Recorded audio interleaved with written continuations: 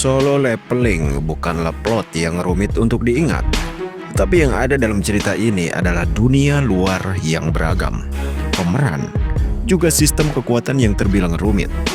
Sebagai anime yang sepertinya akan ada untuk jangka panjang, Mimin pikir bahwa merekap season 1 mungkin sesuatu yang layak untuk kalian tonton dalam bentuk video singkat.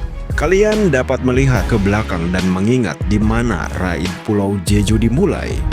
Sehingga anime ini memulai semuanya dengan kilas balik ke 3 tahun sebelumnya, yang menunjukkan upaya ketika Korea gagal untuk raid atas Pulau Jeju. Kita tidak mendapatkan penjelasan mengapa pulau ini dipenuhi semut, tetapi itu memperkenalkan kita pada hunter-hunter kuat dari S-Rank dan juga Good yang dibangun di sekitar mereka. Seperti yang kita ketahui bahwa Hunter adalah mereka yang terbangun dengan kekuatan karena integrasi mana dalam tubuh mereka. Jumlah kekuatan magis di dalam diri mereka menentukan apakah mereka layak diberi peringkat E hingga S. Maka dari itu, fakta bahwa para Hunter ini adalah satu-satunya yang mampu melawan monster yang muncul 10 tahun yang lalu mengakibatkan industri berharga miliaran dolar global dibangun di sekitar mereka. Hal itu kemudian melahirkan organisasi yang dikenal sebagai Guild, di mana sebagian besar Hunter sekarang bekerja di bawahnya. Persepsi saat ini adalah bahwa begitu seseorang terbangun dengan kekuatan mereka, tidak ada yang dapat mereka lakukan untuk membesarkan nama mereka atau menjadi lebih kuat. Tetapi lain hal dengan Sung Jinwoo. Dia berfungsi sebagai pengecualian akibat tragedi ruang bawah tanah tersembunyi. Sesuatu yang seharusnya hanya ruang bawah tanah peringkat D biasa. Sebelumnya, dia terlihat sebagai pemburu terlemah di dunia, tetapi setelah itu dia menjadi jauh lebih baik.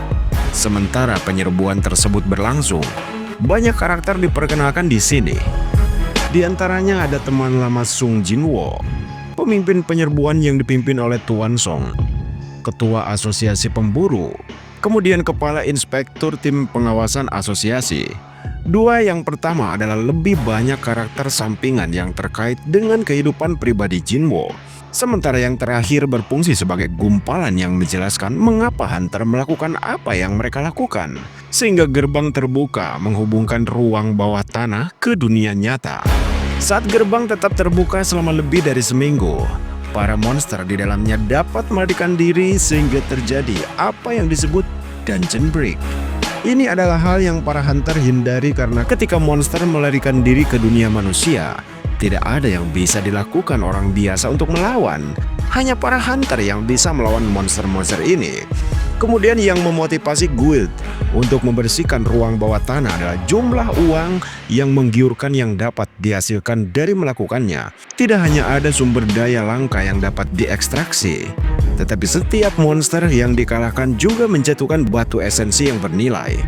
Ini kemudian dijual dan diubah menjadi senjata dan peralatan yang kuat yang memungkinkan para hunter meningkatkan daya serang ke tingkat yang lebih tinggi.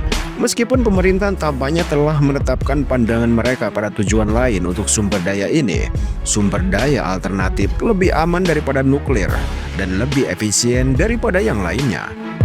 Sumber energi bersih yang ideal yang mampu mendorong masyarakat untuk maju.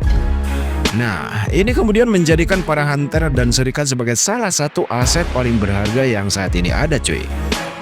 Itulah mengapa uang yang bisa dihasilkan dari menjadi seorang hunter terbilang cukup fantastis. Masuk akal sih, bahwa meskipun Jinwoo adalah hunter terlemah, dia akan terus menjadi seorang hunter untuk membayar tagihan medis ibunya dan biaya kuliah saudara perempuannya. Cakupan medis lebih merupakan keuntungan menjadi karyawan asosiasi hunter, tetapi potensi untuk dibayar tentu jauh lebih tinggi daripada pekerjaan lain. Perlu kita ingat bahwa penyakit ibunya bukanlah sesuatu yang dapat disembuhkan. Biaya berulang yang terus-menerus menggunakan alat bantu medis menjadikan ibunya tetap hidup. Dan jika dia ingin ibunya hidup, maka ini adalah satu-satunya cara bagi Jinwoo. Kemudian di sini kita bisa melihat seberapa lemah seorang Jinwoo yang hampir tidak bisa melawan goblin, membuat teman wanitanya terus-menerus menyembuhkannya. Jika demikian, mengapa dia menjadi seorang hunter? Sejak awal kita sudah tahu jawabannya. Pertanyaan yang sama dapat diterapkan pada mengapa dia memilih untuk melanjutkan lebih jauh ke ruang bawah tanah tersembunyi. Fakta bahwa ayahnya hilang juga berfungsi sebagai motivasinya. Selanjutnya, kita melihat pengujian teman masa depan Sung Jinwoo. Diikuti dengan tampilan bagaimana Guild terus-menerus mencoba merekrut hunter tingkat tinggi baru. Guild yang dimaksud adalah Guild Hunter yang dipimpin oleh Hunter Choi. Tujuannya adalah untuk mengambil hunter yang tampaknya berharga, khususnya dengan harapan meningkatkan kinerja Guild secara menyeluruh. Tetapi untuk melakukan itu, mereka membutuhkan hunter tingkat rendah seperti dirinya. Ini adalah Cha Hae-in, dan meskipun kita mungkin tidak akan melihatnya sebagai karakter yang menonjol untuk waktu yang lama, dia telah membuat penampilan berulang sebagai salah satu anggota Guild Hunter teratas dari Hunter Cho.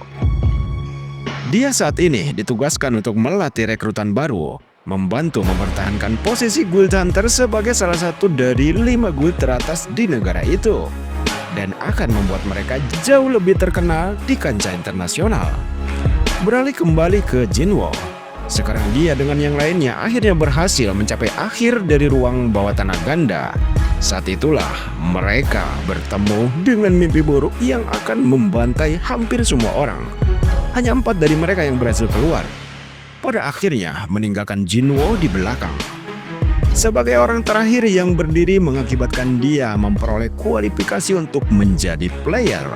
Tidak hanya menyelamatkannya dari kematian, tetapi juga memberinya akses ke sistem seperti pada video game. Jadi, setelah kilatan cahaya itu menjadikan Jinwoo diterima ke dalam sistem, cuy. Dia ditemukan oleh para hunter dari Serikat Harimau Putih yang terbangun di rumah sakit.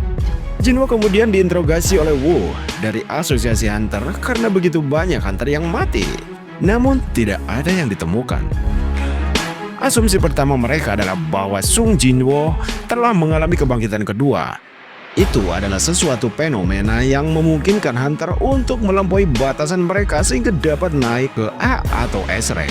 Itu adalah satu-satunya penjelasan tentang bagaimana Sung Jinwoo bisa bertahan hidup. Ini tentu saja terbukti salah, karena ujian kedua untuk mana Sung Jinwoo lebih buruk daripada yang pertama. Karena yang dia dapatkan adalah sebuah sistem yang dirancang khusus untuk membantu mengembangkan kemampuan player melalui berbagai quest. Quest hariannya akan menerapkan penalti jika dia tidak melakukannya. Kemudian hadiah yang diberikan saat dia menyelesaikannya adalah pemulihan stamina secara instan. Tentu saja, itu akan membawa stamina tubuhnya kembali ke kesehatan secara penuh. 3 poin kemampuan dapat digunakan untuk mendukung salah satu dari 5 atribut ini. Kemudian sebuah kotak misteri acak akan diberikan dalam permainan ini. Sebagian besar kotak-kotak itu biasanya berisi sesuatu yang tidak berguna. Tetapi kadang-kadang Jinwoo akan mendapatkan sesuatu seperti kunci penjara bawah tanah. Ini akan membawanya ke sebuah penjara bawah tanah. Contoh, di stasiun kereta bawah tanah di mana Sung Jinwoo akan mendapatkan kesempatan pertamanya untuk naik level. Di sana dia menghabiskan waktu seminggu untuk meningkatkan kekuatannya melalui misi harian. Kemudian berangkat untuk menguji kemampuan yang baru saja dia dapatkan. Pada akhirnya dia telah mencapai level 17 dan meningkatkan statistiknya lebih dari 80 poin secara total. Kemudian Jinwoo mendapatkan sebuah senjata yang disebut Dagger, yang dengannya dia bisa bertarung dengan daya ledak tinggi. Kemampuan yang diperoleh Jinwoo akan sebanding dengan kesulitan monster yang dia lawan, dan kesulitan mereka ditunjukkan oleh warna teks yang berada di atas kepalanya. Tentu saja, itu akan menentukan dirinya naik level saat mengalahkannya. Kemudian meningkatkan statistiknya dengan 1 poin di setiap atribut, membuat ruang bawah tanah ini lebih mudah untuk ditaklukkan. Meski demikian, Jinwoo masih cukup sulit untuk mengalahkan bosnya, cuy.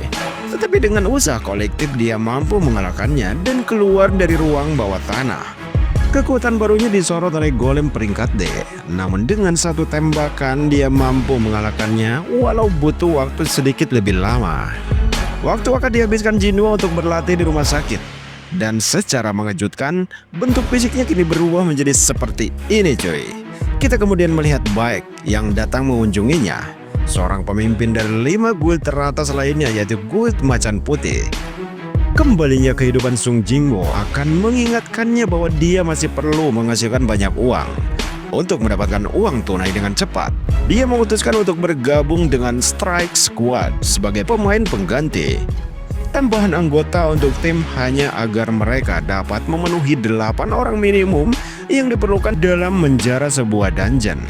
Seperti aturan yang diberlakukan Asosiasi Hunter. Dan ini adalah cara mereka untuk melewatinya. Jadi di sinilah Jinwoo akan berkenalan dengan Yoo Jin Ho, putra kaya dari seorang pembisnis. Keduanya akan terjebak di ruang bos. Mereka sengaja ditinggal untuk dijadikan umpan dan pengalih perhatian. Bos peringkat C tidak cukup untuk mengintimidasi seorang Sung Jinwoo. Menjadi level 18 memberinya kepercayaan diri untuk setidaknya mencoba untuk bertarung. Jadi setelah bolak-balik sengit sampai batas kelelahan, Jinwoo mulai mempengaruhinya. Hadiah pemulihan penuhnya akan memberinya kekuatan yang dibutuhkan untuk mendaratkan serangan kritis yang diperlukan untuk menang. Saat itulah Hang dan krunya datang untuk menghalangi kepulangan mereka, memberikan ancaman pada Jinwoo sehingga sistem harus turun tangan karena nyawa Jinwoo sudah dipastikan dalam bahaya. Sebuah quest dadakan diberikan yang mengharuskannya membunuh orang-orang yang mengkhianatinya. Hasilnya adalah salah satu adegan terdingin di seluruh anime yang menunjukkan transformasi Sung Jinwoo menjadi seseorang yang akan melakukan apapun yang diperlukan. Karena keraguan hampir membuatnya terbunuh di sini, itu adalah kesalahan yang tidak akan dia buat 2 kali. Di tempat yang berbeda, latihan Tuan Go dan Wu akan menyoroti pentingnya para hunter untuk menyempurnakan teknik mereka. Sementara beberapa anggota Guild Hunter dan White Tiger sedang membahas cara kerja internal mereka dalam pelatihan mereka sendiri. Ini adalah karakter yang akan muncul nanti. Jadi sebaiknya kalian mengingatnya, setidaknya guild mana yang akan mereka ikuti. Penting juga untuk dicatat bahwa Hwang Dong-soo adalah kakak laki-laki dari Hwang Dong-suk. Dia adalah Hunter S-Rank yang saat ini bekerja di Amerika. Tidak butuh waktu lama untuk berita kematian saudaranya sampai di telinganya, sehingga itu membuat dirinya mulai merencanakan balas dendam. Sementara itu kita memiliki asosiasi pemburu yang curiga pada Sung Jinwoo. Sementara Sung Jinwoo sendiri terus menemukan cara kerja sistem. Yujin kemudian akan meminta Jinwoo untuk membantunya menyelesaikan 20 raid. Jadi dia akan bisa menjadi Guild Master. Hal itu kemudian menghasilkan kesepakatan yang akan memungkinkan Sung Jinwoo untuk terus naik level sedikit lebih banyak. Pertanyaannya, mengapa ayah Yujin bahkan menginginkan guild? Karena jelas bahwa itu adalah pasar yang menguntungkan yang ingin dia masuki. Bisa kalian lihat bahwa kelima guild paling kuat secara efektif berfungsi sebagai penguasa. Mereka pada dasarnya memiliki kendali penuh atas sumber daya yang semakin diandalkan oleh masyarakat. Hal ini kemudian membuat guild menjadi sangat kaya, dan itulah yang sekarang diinginkan ayah Yujin. Jadi itulah alasan kita melihatnya mencoba merekrut hunter seperti Cha Hae-in. Meski begitu, Yujin tetap mendapatkan akta sebuah kantor guild senilai 30 miliar dari ayahnya. Sementara Yujin sedang mencari anggota pengganti untuk raid ini, Jinwoo mendapatkan akses ke ruang bawah tanah yang lain. Dia dipukuli habis-habisan oleh musuh pertama yang dia temui. Tetapi entah bagaimana dia berhasil melewatinya dengan bantuan ramuan dari sistem. Ini memperjelas bahwa ruang bawah tanah peringkat S ini membuatnya kesulitan. Dari sini dia mendapatkan sesuatu yang merupakan bahan obat untuk penyakit ibunya. Tetapi Jinwoo tahu bahwa dia tidak akan bisa mengklaimnya sekarang. Ramuan kehidupan adalah sesuatu yang harus ditunggu sampai dia menjadi lebih kuat. Waktu yang lain membawa kita ke pemanggilan darurat Sung Jinwoo dari asosiasi terkait dirinya yang mampu bertahan hidup dari ruang bawah tanah ganda. Ditambah lagi beberapa tahanan bersama Kang Tae-sik yang ditugaskan untuk membersihkan sebuah dungeon yang muncul. Itu seharusnya hanya pembersihan sederhana, tetapi setelah bertemu Kang di tengah ekstrakurikulernya, semuanya dengan cepat meningkat menjadi pertarungan sampai mati. Jadi, sebuah quest yang muncul akan mendikte Kang Tae-sik sebagai musuh yang harus dibunuh, dan Sung Jinwoo akan melakukan hal itu dalam pertunjukan dingin tanpa ampun. Tepat sebelum Kang mati, Jinwoo terlebih dahulu mengungkapkan kemampuannya untuk tumbuh lebih kuat. Kemudian Kang Tae-sik memperingatkan Jinwoo tentang kegelapan yang akan datang darinya. Jinwoo tidak bisa tidak setuju, karena semakin kuat dirinya, dia merasa seperti kehilangan dirinya sendiri. Seolah-olah ada sesuatu dalam dirinya yang hancur saat melakukan apa yang sistem perintahkan. Dengan Jinwoo yang telah mengalahkan Kang Tae-sik sebagai peringkat B, dia setidaknya sama kuatnya dengan peringkat A rendah saat ini. Sekarang kita percepat laju ceritanya dengan sesuatu yang akan membawanya ke level 40. Sebuah level yang dibutuhkan untuk memasuki quest perubahan job selama ini. Seorang manajer dari guild Harimau Putih tertarik padanya yang mengarah ke upayanya sendiri untuk merekrut Jinwoo ke guildnya sendiri cuy. Nah, Jinwoo kemudian menolaknya dengan halus, kemudian menuju ke hutan di mana dia bisa menyelesaikan quest barunya tanpa gangguan. Disinilah Jinwoo akan menemukan beberapa lawan terberatnya.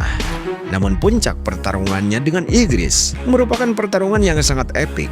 Igris berhasil dikalahkan oleh penggunaan strategi Jinwoo atas senjata dan peralatannya. Membunuh Igris hanyalah bagian pertama. Setelah gelombang demi gelombang kesatria membombardirnya tanpa henti, tujuan sekutu-sekutunya dan mantan dirinya akan mendesaknya untuk menyerah. Tetapi tekad Jinwoo sekarang jauh lebih besar daripada sebelumnya. Tepat saat Jinwoo akan dibunuh, dia secara tiba-tiba dipindahkan ke zona penalti. Ini tentu saja hampir karena keberuntungan belaka.